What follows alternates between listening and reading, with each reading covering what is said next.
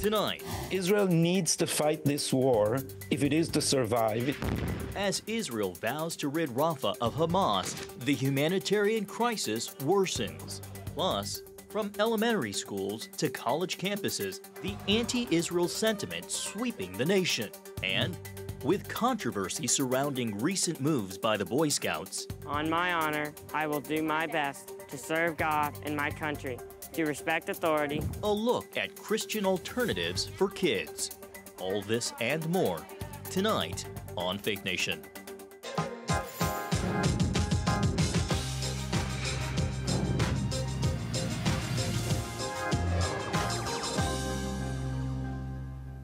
The White House is standing by its unprecedented decision to halt a bomb shipment to Israel. Welcome to Faith Nation. I'm Tara Mergener. And from our CBN studio here in Washington, I'm John Jessup.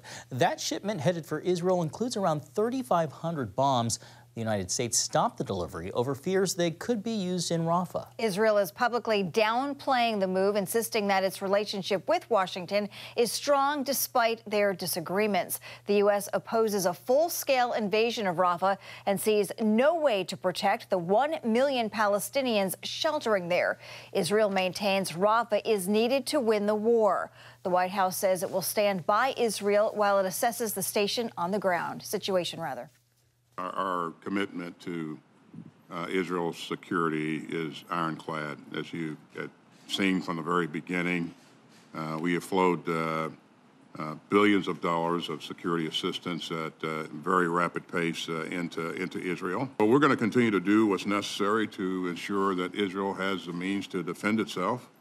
But that said, we are currently reviewing some near-term security assistance shipments in the context of unfolding events in Rafah. And today, Israel released new video of what they say is IDF soldiers on the ground in Rafah. The military also showed footage of aid trucks crossing into the bombed-out strip from Egypt. All of this comes as efforts to reach a breakthrough in ceasefire talks are at an impasse. Axios reporting that senior officials are worried the Biden administration's decision to pause the weapons shipment could put those hostage negotiations in jeopardy. Well, some tense exchanges at a hearing between lawmakers and leaders from three of America's largest K-12 school systems over their responses to charges of anti-Semitism in their schools. A 15-year-old Jewish boy was punched and kicked in Midwood, Brooklyn. My very own brother was afraid to go to school because of the mob of protesters. A Brooklyn police officer I spoke to witnessed a Jewish student's yarmulke taken from his head and tossed like a frisbee by his peers. As this young man was so brazenly disrespected, what actions did the administration take to stop the assault of someone whose only crime was practicing their religion? They responded with indifference. School leaders from Berkeley, California, Montgomery County, Maryland, and the nation's largest school district, New York City, pushed back against the notion they're failing to confront hatred. They went to Washington to face the same education committee that weeks ago grilled university presidents about anti-Semitism on their campuses. Washington, D.C. Metro Police cleared a pro-Palestinian tent encampment at George Washington University early today, arresting 33 demonstrators. This just hours after dozens of protesters marched to the home of the school's president and hours before city officials were set to appear before Congress to explain why the protest was being allowed to continue. And here now for more, CBN's Dale Hurd. Dale, since the House hearing was canceled after the campus protest, logic would suppose Congress called off the hearing because action finally was taken against the protesters. That was the message from Republican members of Congress. House Oversight Committee Chairman James Comer tweeted that the hearing was indeed canceled after D.C. police finally moved in this morning, with Comer saying in a statement, "It was unfortunately the situation at GW forced the Oversight Committee to act. However, it was apparent the D.C. police force was not going to do their job. We decided to hold a public hearing to get answers as to why the mayor would not uphold the law." However, at a press conference this morning by D.C. Mayor Muriel Bowser and Metropolitan Police officials, the House hearing came up, but there was no mention that that was the reason for taking action. They said other factors forced them to act. On Monday, MPD learned of more indicators that the protest was becoming more volatile and less stable. This included a simple assault reported to GW police, security probing of a GW building, indicators that counter-demonstrators were covertly in the encampment, and information that protesters from other schools were traveling to GW. In addition, items that could potentially be used for offensive and defensive weapons were being gathered. All of this led to my discussion and conclusion that we needed to change our posture. How are Jewish students describing what it's been like for them on the GW campus? Well, they're saying it's been very intimidating and also a huge disruption at a critical time in this semester. That's according to one student from George Washington University Law School that we talked to. So it has totally disrupted our exams because the protests have been extremely loud, and our school had to lock the doors leading to the university yard. That's where most law students access the building. And it also has been a very stressful time. I mean, a lot of the people that are right now camping at GW are not GW students. Several of them started following me yesterday. They were recording me as I was trying to enter the building. This is a method of harassment and intimidation. When she was interviewed some days ago, that GW student accused D.C. police of not keeping the campus safe. Since April 18th, just over 2,600 people have been arrested on 50 college campuses, some of them students and some of them outside agitators. Wow, Dale, thank you so much for that report.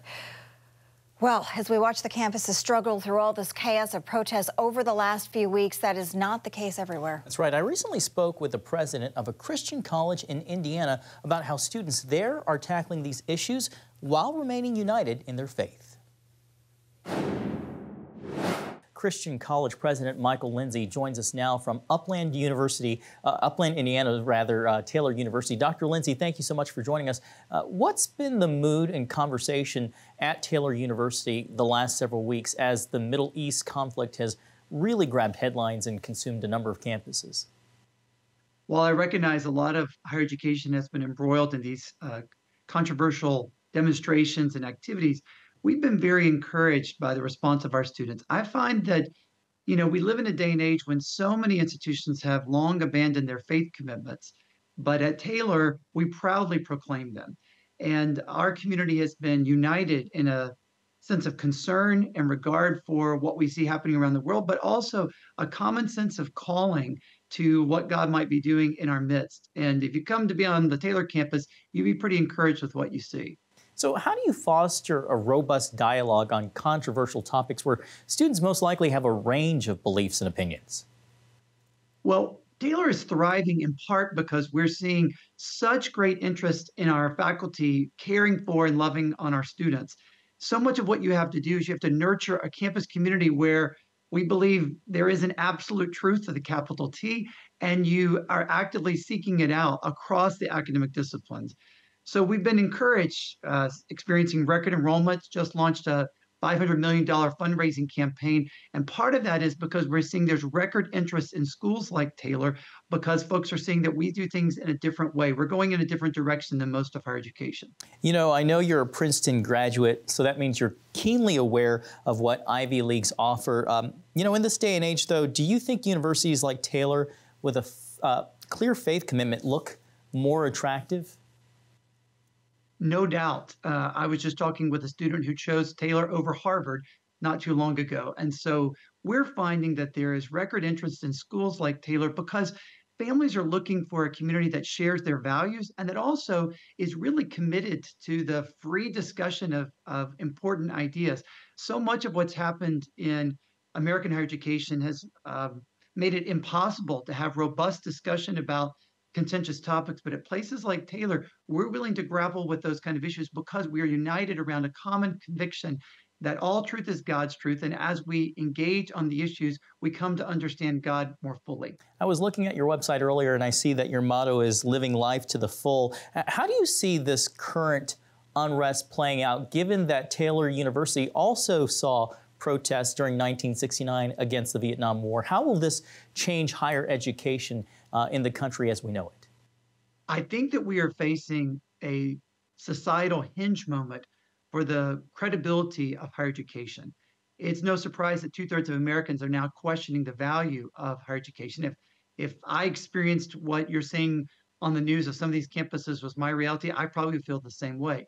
But because I get a chance every single day to interact with very bright, thoughtful, committed young people who love the Lord and also are wanting to bring their mind to the very best and important challenges of our day, what I see on the Taylor campus gives me great encouragement and hope. It is, as you say, the abundant life that Jesus talks about in John chapter 10, the life to the full. That's what we're seeing here at Taylor. Dr. Michael Lindsay at Taylor University, thank you so much for your time and your insights today. Thanks for having me on. All right, up next, from the budget to a halt on weapons for Israel, while the defense secretary was on the defensive on Capitol Hill, when Faith Nation returns.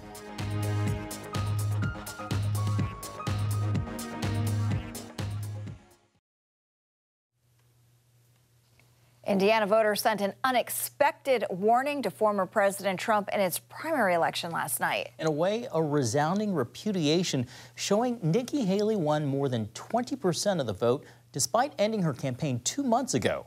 Although Trump easily won Indiana's Republican primary with 78%, Indiana's results show he's struggling to motivate key GOP voters like moderate Republicans who could be vital for Trump's hopes of retaking the White House in November.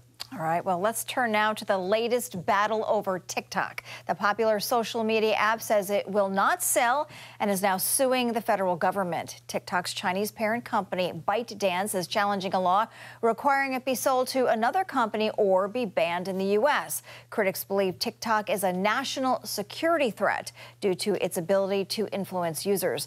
It also has access to the data of more than 170 million American users. The suit claims the law is unconstitutional and there is no evidence that the company is a threat. Well, meanwhile, on Capitol Hill, Defense Secretary Lloyd Austin defending the upcoming 2025 budget for the Pentagon. Lawmakers from both parties expressed disappointment with only a 1% increase. Wow. Still, the nearly $850 billion proposal abides by caps agreed to by Congress. And Secretary Austin says he's doing his best to operate under those constraints.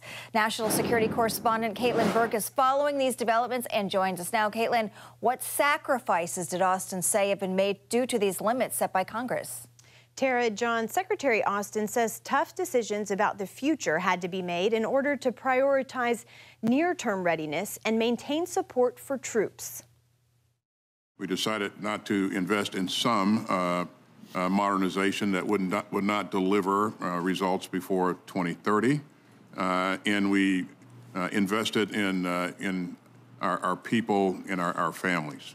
If you had your preference, would you be operating under a 1% increase? In other words, do you think that Congress should revisit the 1% cap that is imposed by the Fiscal Responsibility Act?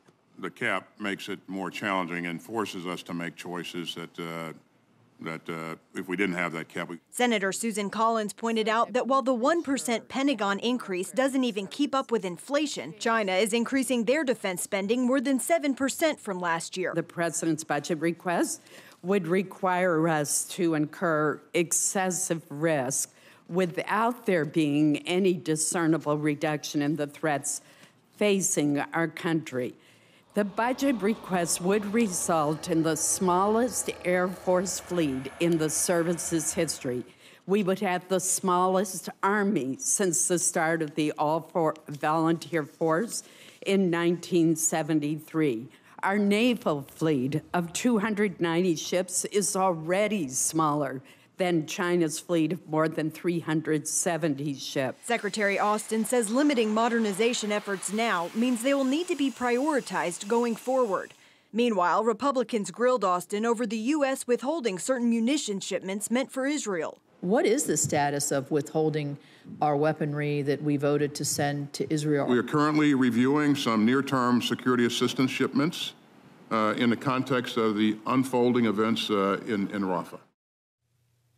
The current Pentagon budget didn't receive approval until 6 months into the year. Secretary Austin stressed to lawmakers the best way to support his department is to pass predictable, sustained, and timely budgets going forward. John, Tara? All right, Caitlin, thank you. Well, coming up, the Boy Scouts get a rebrand, why some parents are turning to more faith-based alternatives.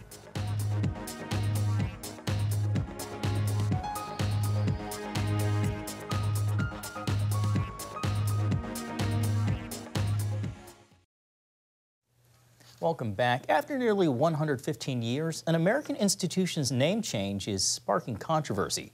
Starting in February 2025, the Boy Scouts will go by Scouting America. CEO Roger Crone says the rebrand projects inclusivity. I think it sends this really strong message to everyone in America that they can come to this program, they can bring their authentic self, they can be who they are, right, and they will be welcomed here. Membership remains at historic lows since the organization officially allowed girls to join back in 2021. The pandemic and a major sex abuse scandal also contributed to low enrollment.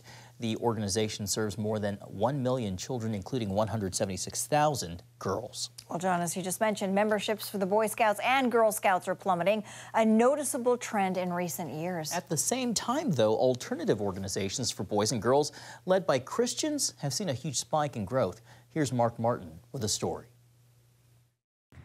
On my honor, I will do my best to serve God and my country, to respect authority. Ryan and Elliot Parks recite the oath for Trail Life USA, described as a Christ-centered, boy-focused, character leadership and adventure organization. And I really like being a part of it just because there's a lot of fun. Like, I love being outdoors, and I love camping and hiking and kayaking, and there's a lot of that in Trail Life. Instead of a periodic table of elements, trailmen complete what's called a periodic table of advancements, dozens of skills with the goal of becoming a freedom rangeman. Younger brother Elliot describes Trail Life's Christian focus. One time we talked about Christ being our cornerstone and how we need to rely on him. And so I thought that's really important. Their troop master is also their father. We ruled out the Boy Scouts. We just did not choose them, mainly because of a lot of decisions that they had been making. And we just decided that wasn't going to be a good fit for us. We were looking for something that really reinforced our beliefs and how we read the Bible, how our understanding of God's Word. For years, the Boy Scouts have been mired in controversy that has caused numbers to plummet. Issues ranging from bankruptcy due to lawsuits to opening the Scouts to girls and gay youth and adult leaders to participate. The Boy Scouts kind of lost their way. You know, they're an organization that has given us presidents and senators and astronauts and community and civic leaders. They had a magic sauce. They had the magic for how to grow boys into good, strong men. But they began to abandon those traditions through the changes that they made over the last couple of years. And I think the family said, no, we want an organization that understands that boys and girls are different. We want our sons to be raised in an organization that's male-focused, that helps them to understand and to be encouraged to grow into winning and godly men. Hancock tells CBN News Trail Life USA has seen a tremendous 70% growth in the last year. And with more than 30,000 trailmen across all 50 states, he's not watering down the Christian emphasis. It's who we are, and it's really what makes us different. If we cease to do that, there's no reason for us to exist. And we also, in our hearts, we want to see the kingdom grow. We want to see boys impacted for Christ. We want to see boys and families making decisions for Christ. And we see that basically on a daily basis. The founder of Trail Life USA's sister organization says frustration over the Girl Scouts direction inspired her to start American Heritage Girls. American Heritage Girls is Christ-centered, which differentiates us from other scouting organizations. We were started in 1995 as a result of the changes in the Girl Scout program. I had been a Girl Scout volunteer for 13 years ministering to girls along that program path. However, when they made a change in the Girl Scout promise to no longer mandate an oath to God, it was very concerning to me. She's referring to the asterisk that's now in the Girl Scout promise that reads, "On my honor, I will try to serve God." It means members may substitute for the word God in accordance with their own spiritual beliefs. Garibay wanted something stronger. A character development program has to be based on something. Morality is involved. And so what would it be based on if God was now removed or allowed to be flexible? And so I tried to make changes locally in the Girl Scouts and also on the national level, but to no avail. And as a result, the Lord called me to start American Heritage Girls. After 26 years, troops now operate in all 50 states, with girls taking part in 15 other countries. Like Trail Life USA, American Heritage Girls is unapologetically Christian. Garibay says it just makes sense.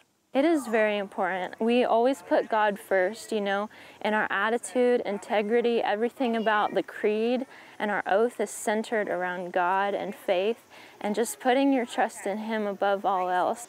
It's nice because the other girls know Jesus. The faith aspect clearly sets American Heritage Girls and Trail Life USA apart, a critical component in a world competing for the attention of girls and boys. Mark Martin, CBN News, Wendell, North Carolina, and Amelia, Ohio.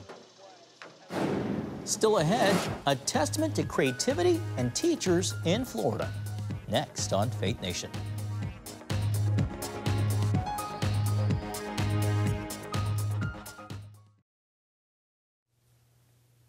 Well, finally tonight at a Florida school, teacher autonomy equals classroom experience. Faculty at A.D. Henderson say the creativity teachers are allowed in the classroom translates to high standardized test scores for their students.